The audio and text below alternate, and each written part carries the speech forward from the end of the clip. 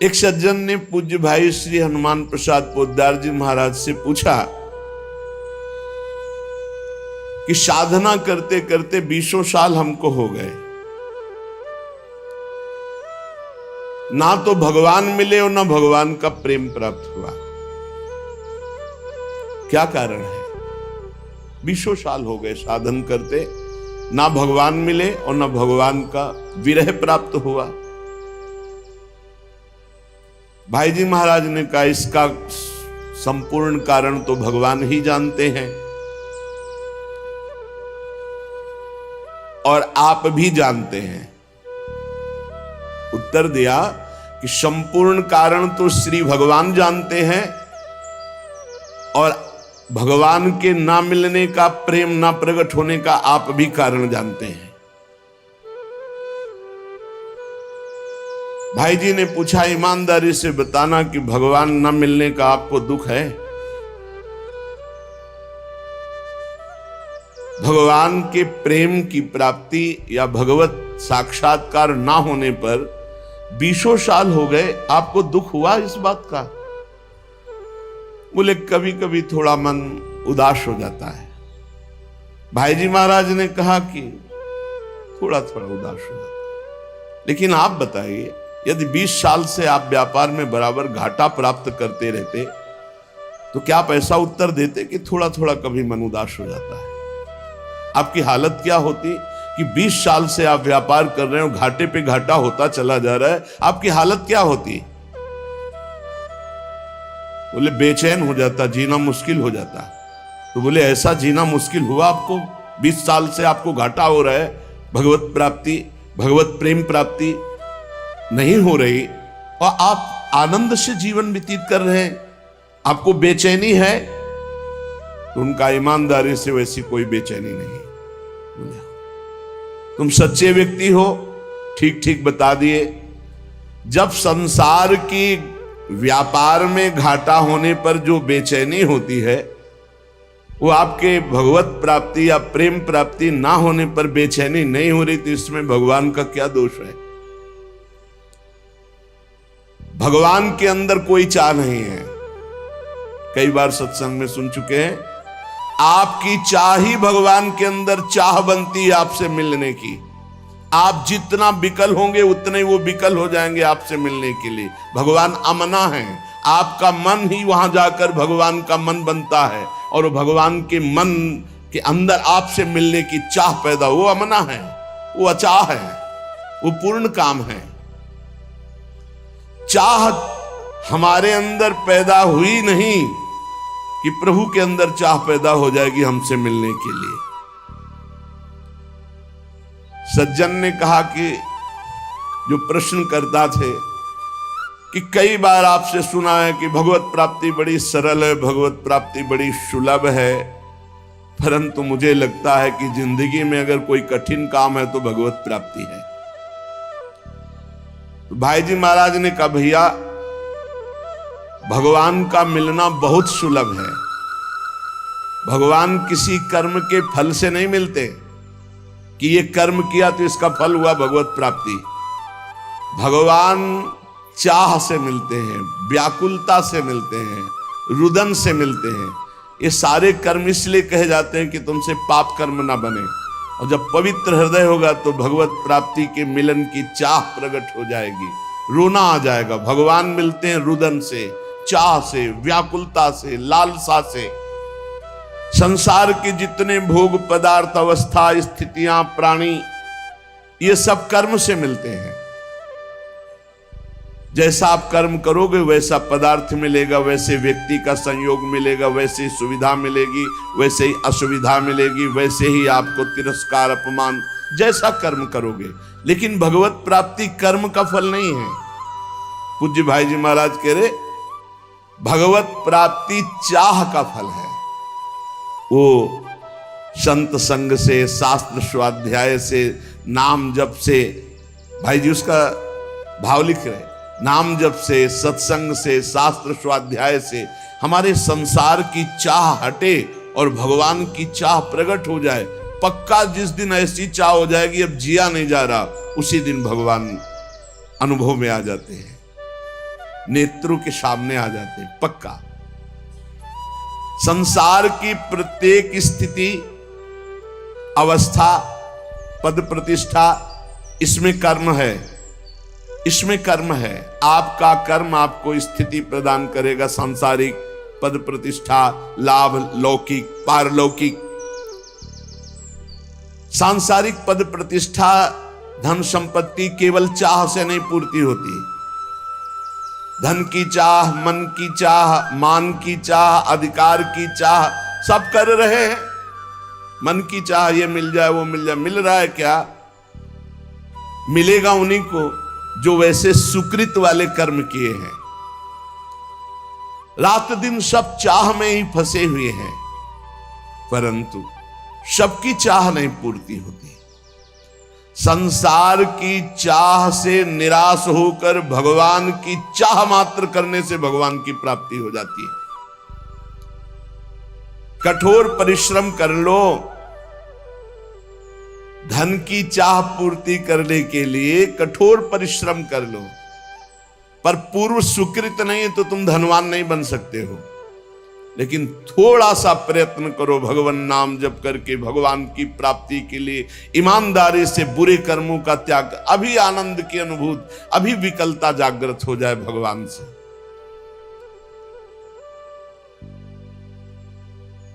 आपने जितनी धन की चाह की, कभी भगवान की ऐसी चाह की? क्या आप ऐसा मानते हैं जितना परिवार से प्यार करते हैं उतना ही किसी एक संबंध वाला भगवान से प्यार करते हैं?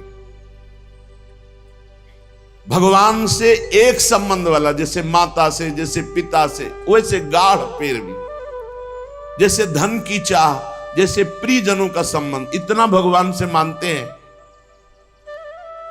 तो उनका सत्य तो यह है कि ऐसा नहीं है। तो कैसे मिल जाए भगवान तुम्हें? भगवान कि मिलने के लिए, चाहे वो चांडाल हो, चाहे स्त्री हो, चाहे पुरुष हो, विद्वान हो, मूर्ख हो, भगवान ये नहीं देखते कि ये कौन है। बहुत सुंदर बात है। और भगवान ये नहीं देखते कि आज के पीछे इसका इतिहास कैसा रहा है। घोर पापी, निकृष्ट स्वभाव वाला या बड़ा पुण्यात्मा, संयमी, ये भगवान नहीं देखते। ये पापी रहा है या पुण्यात्मा, ये स्त्री है या पुरुष उत्तम है या चांडाल, ये विद्वान है या मूर्ख, ये वंदनीय है या निंदनीय, हमारे भगवान ये एक भी बात नहीं देखते। भगवान देखते हैं अपने से अपनापन। कितना आपका संबंध है भगवान से? आप भगवान को कितना प्यार करते हैं? क्या मानते हैं अपना? कितनी चाह है भगवान के प्रति?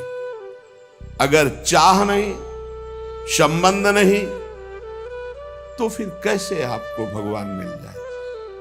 कसौटी है। देवर्षि नारद जी ने कहा, तद विस्मरणेन परम व्याकुलतेति। प्रभु का जो थोड़ा भी विस्मरण हो जाए तो परम व्याकुलता पैदा हो जाए। कैसी व्याकुलता? धिक्कार पैदा हो जाए अपने अंदर। कैसे मैं प्रभु को भूल गया? किसी कारणवश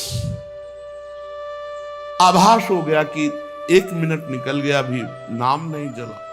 अब वो बहुत व्यक्त, अब कौन सी ऐसी कीमती वस्तु है, कौन सा ऐसा सुख है जिसके कारण मैंने अपने प्रभु का विस्मरण कर दिया? वो बड़ा धिक्कार पैदा करता। तद विस्मरणेन परम व्याकुल। कसौटी है। आप देखो कितनी देर आप विस्मरण बर्दाश्त कर देते। अव्यर्थ कालत्वम, ये भक्त का लक्षण है। कबहू काल वृथा नहीं जाए, सेवक जी ने लिखा। कितना समय आप बर्बाद करते हैं। जिसने समय की कीमत पहचान ली वही महात्मा बन जाता है। कुछ लोग तो समय काटते हैं व्यर्थ के कार्यों में, मोबाइल में गेम, संसारिक वार्ता, ताश, ये वो। अरे भाई, हमारा समय इतना कीमती, हम उसे ऐसे झूठे कार्यों में नष्ट कर रहे हैं। यदि आप भगवत प्रेम चाहते हैं, भगवान का भजन चाहते हैं, भगवान से मिलना चाहते हैं, तो इसके लिए एक ही बात है, छटपटाहट, व्याकुलता आपके मन में होनी चाहिए। अगर नहीं होती है, आप भगवान को नहीं चाहते हैं, भगवान के लिए रुदन हृदय से नहीं करते हैं, तो सीधी बात है आपको भगवान नहीं मिलेंगे। क्योंकि भगवान चाह जिसके हृदय में व्याकुलता, उससे भगवान मिलते हैं। अगर व्याकुलता नहीं तो इसका साफ साफ अर्थ है आप कहीं सुखी हो रहे हैं, कहीं राजी हो रहे हैं, तो भगवान क्यों आवे? भगवान से मिलन की चाह पैदा करना है साधना। भगवान चाह से मिलते हैं। भगवान के मिलने की एक ही मात्र उपाय वृत्ति है व्याकुलता, रुदन, लालसा इतनी प्रबल अब जिया ना जाए। कैसी लालसा? जैसे आपको यमुना जी ले जाया जाए और डुबकी लगवा दी जाए और ऊपर से चढ़ाकर ताकत पूर्वक आपको दबा दिया जाए, फिर जो आधा पौन मिनट के बाद आपकी सांस लेने की जो व्याकुलता है कि अगर आप सांस न मिली तो प्राण निकल गए, वही व्याकुलता चाहिए हरि दर्शन के लिए। अगर अब हरि नहीं मिले तो अब जिया नहीं जाएगा। तो उसी तासा महावीर उसी समय भगवान का साक्षात्कार हो जाता है। भगवान को प्राप्त करने की अनन्य उत्कट चाह जिसके मन में पैदा हो जाए, उसके लिए किसी विधि विधान की आवश्यकता नहीं है। जैसे शास्त्रों में वर्णन आया है, संतों ने कहा इतना लाख जप करो तो भगवान का दर्शन हो जाएगा। ये शास्त्रीय बातें ठीक है भाई जी महाराज के, लेकिन इतने लाख संख्या में भगवान को खरीद लोगे ऐसी बात नहीं है।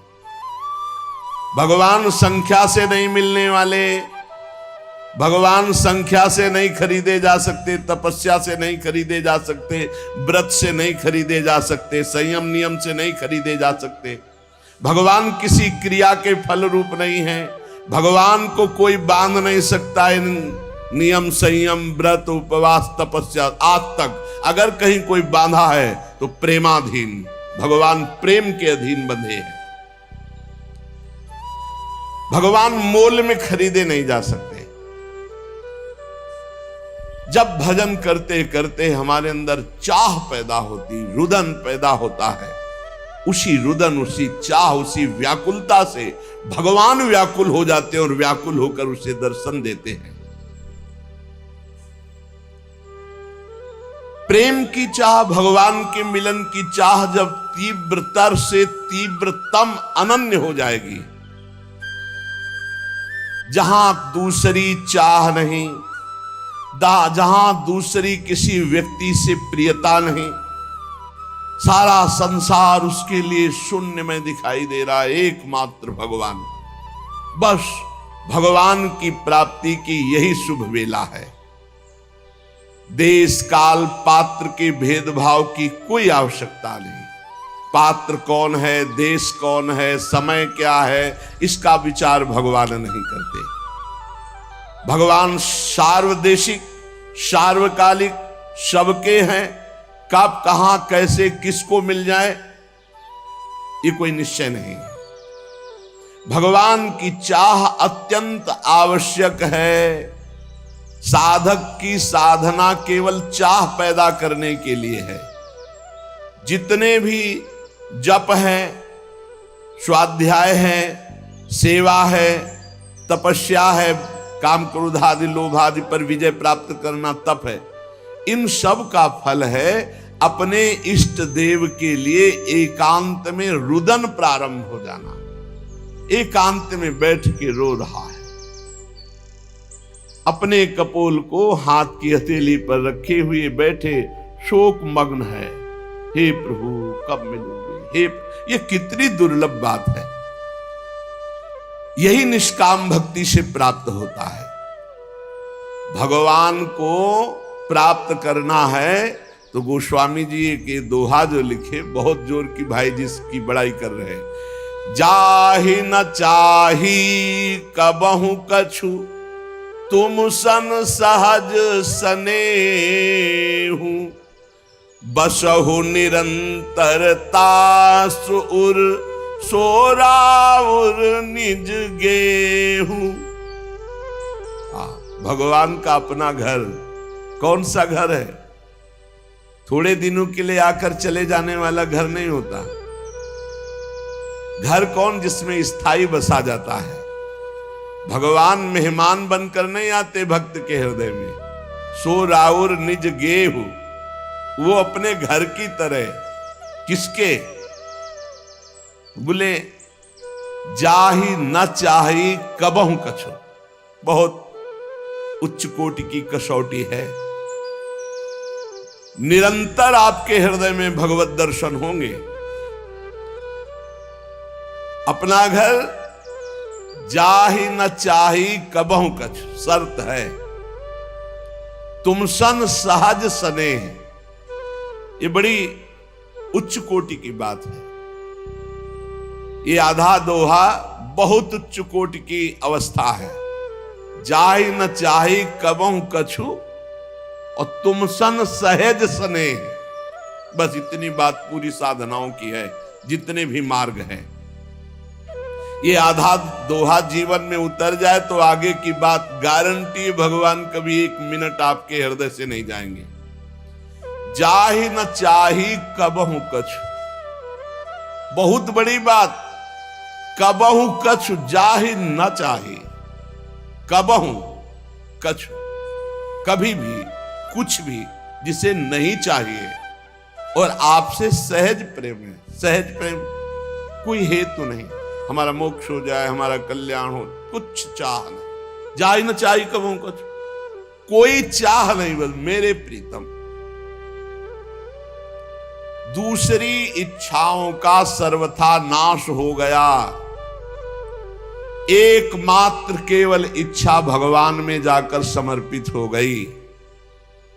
कर्म की, किसी भाव की, किसी भी दिव्यता की अब आवश्यकता नहीं रही। भगवान स्वयं हृदय में भय प्रगट कृपाला दीन दयाला। दीनों पर दया करने वाले भगवान स्थायी प्रगट हो। सच्ची मानी, सच्ची मानी। गलभैया दी हुई युगल सरकार नेत्र में, हृदय में, रोम रोम में, जिधर दृष्टि डाले जड़ चैतन्य में सर्वत्र दिखने लगते हैं। शर्त है जाही न चाहे कबहू कछु। अब इस कसौटी पे कसो। और सहज स्नेह, जैसे अपनी मां से सहज स्नेह होता है। कोई लगाव जोर, कोई कामना नहीं, मेरी मां है। ऐसे मेरे प्रभु, वो मेरी मां कैसी है ये प्रश्न नहीं होता कि ऐसे ऐसे लक्षण वाली हो तो मां। मां तो मां है। ऐसे सहज प्रेम अपने प्रभु से। भगवान के मिलन की चाह तभी प्रकट होगी जब जाहि न चाहे कबहू। ये बहुत जोर की बात है, बड़ी विलक्षण बात है। जो किसी भी बात की परवाह नहीं करता, कोई चाह नहीं रह गई, किसी से कोई संबंध नहीं, सहज स्नेह इष्ट देव से, और इष्ट देव से भी कोई चाह नहीं। अब मिलन की अपेक्षा थोड़ी रह जाएगी, वो यही हृदय में ही प्रकाशित हो गए। व्याकुलता, चाह तो केवल प्रभु की, अन्य सब चाह खत्म। हम यही परेशान हैं, पूरा जीवन हुआ जा रहा है अपने सबका कि चाह बटोर कर केवल प्रभु की चाह नहीं रह गई। बहुत सी चाहें हैं। ये चाह जब तक है तब तक साधना ही अधूरी है, छेद है। जैसे हम रात दिन दूध दूहे चलनी में, तो हमको एक चुल्लू पीने को नहीं मिलेगा। चलनी में गैया दुहे और दोष दयु को दे, हरिगुरु कहो न माने अपनो ही फल। हरि गुरु कह रहे हैं कि अन्य चाह चलनी में गाय दुहना है, अन्य चाह बनी रही तो भगवत साक्षात्कार की चाह नहीं आएगी। इसलिए अन्य चाह को मिटाना ही साधना है। साध माने चाह, ना माने नहीं, कोई चाह ही नहीं, कोई साध ही। बोले भगवान ने हमारी साध पूरी कर दी। साध माने चाह, साधना, चाह ना, यही साधना है। चाह ना रह जाए। आशा ही परमम दुखम, नैरास्यम परमम सुखम। आशा केवल आशास्य दास्यम वृषभानु जायास। कई बार सत्संग में सुनाया, देखो चाह से केवल भगवत प्राप्ति।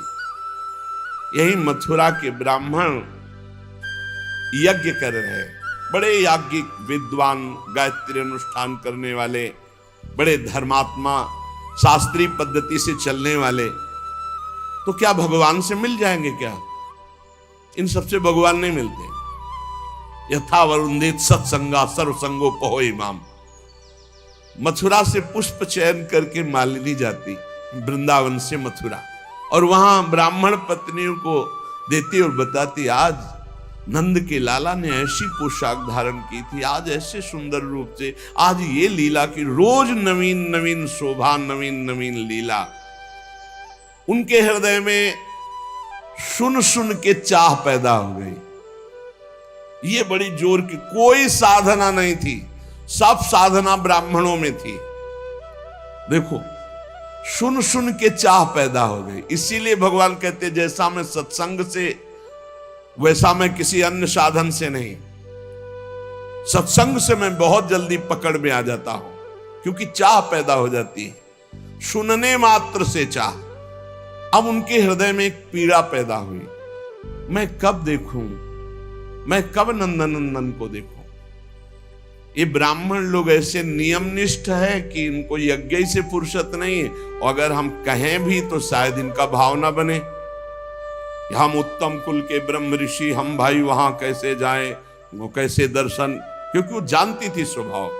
अब बड़ा विचित्र अंदर पीड़ा पैदा हुई कि मुझे श्याम सुंदर के दर्शन करने हैं, और हमारे श्याम सुंदर कृपा करके दर्शन दे तो हो सकते, अन्यथा कोई उपाय नहीं, क्योंकि हम पातिव्रत धर्म धारण किए हुए अपने पति के विरुद्ध नहीं चल सकती, और पति कभी हमको लेकर के वृंदावन जा करके, नंदगांव जाकर लालजू के दर्शन नहीं करा सकते।